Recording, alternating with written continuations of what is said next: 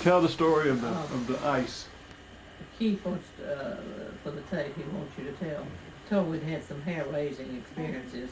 Tell him about the night that you go out in the freezing cold and notice the crystal clear ice. All right, it was a full moon that night. And You got 12 minutes. every star was in the sky. And a full moon. It was bright at midnight out there, bright as day. You could see things 2 blocks away, bushes in the moonlight. All right, we burned wood in the open fireplace. And I had my wood stacked between 2 trees in the backyard right off the driveway. And I had put a square about, I'm going to say it was 5 feet long and 3 feet wide, a piece of plastic that I had, and I put it over the wood so that the rain, it wasn't rain, it was sleet. And the sleet was 5 inches deep and it glazed over. I mean, it was solid. It was as hard as walking across this floor. So I walk out there out on my pajamas and my bathrobe and my slippers. And I just wanted to see what it looked like, because everything was out. And this piece of plastic had blown off. The wind had blown it off the top of my kindling, my fire logs. And it was laying there on the driveway, and it was like midnight. Everything was quiet. Everybody's asleep. All right. So I went over to pick up the plastic. And I picked up the plastic, and I said, I wonder if this plastic would slide on this ice. All right, I sat down on the plastic. And the next thing I knew, I was going 15 to 20 miles an hour down that hill, off the driveway, across that hard surface of this deep slope. And I missed one tree by about a foot. And I had no control, And to make matters worse, as I was gaining speed, I was rotating around. My feet would be backward, then my feet would be frontward. And I saw the fence coming up. And at that time, the fence was, one of these like this.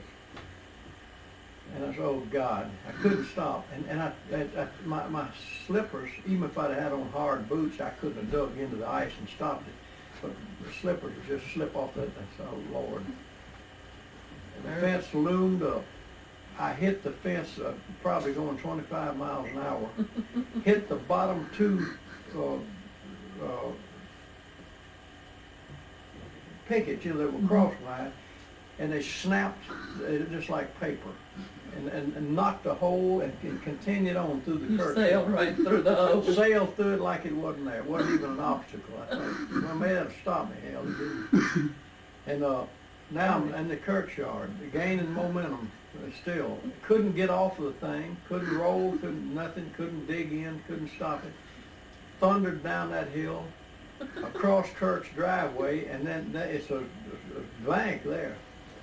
I was airborne. Going into a heavy clump of trees then. It's still there, most of them. I was probably 3 feet off the ground on that thing and going 25. I know it's 25 or 30. And I came down smoothly. Because I was going so fast, and the ground came up to meet the thing, and continued on missing trees by inches. Down then into what used to be the Shan's yard. Hit that thing, and it began to level out. But the speed continued. Then I remember the ditch was always full of water. Oh God! But fortunately, the ditch had frozen over, and the ice had packed in over it, and it wasn't too much of a dent. But when I hit the dent, I slowed down and headed up the hill, onto the road, and made it to the road, and the road was level, and it skidded to a stop across that road, because there's a bank there, and I was going slow, and so I got up very carefully, walking like on ice, well, on greased glass, picked up my, the plastic and walked back, and like the Neville walk, walk up and slide, take 2 steps and slide back, and finally got back, And I just started, nobody saw that drama. There was no witness to it at all. It was just me out there alone in the moonlight. And I ain't gonna say nothing about this. I mean, and I had, you know, a couple of scuff marks and bruises, you know, on my legs, knees, and ankle where I went through the fence. And I said, nah, nobody believed this anyway. So I put the plastic back on the thing and walked back in the house. And she saw me, you know, come into the bedroom at the other end of the house. And, what in the world's wrong? I said, nothing's wrong. Everything's I said, where have you been? Where have you been? What have you been doing? I mean, God, it's freezing out there. And then I said, well, you got to know the truth. Since 1,000 wonders, you're not talking in a very high voice.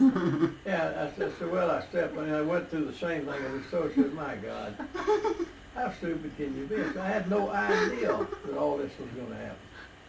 You didn't get a tree spraddled egg like this, he would have been Oh, ruined. God, man, listen. I would have been neutered. I might have snapped his legs up at the hip. That was a terrible experience. It was true. And I'd never do that. If you say I give you $1,000, get on that thing and slide it, hell no. Not for $1,000. No way. I did it for free.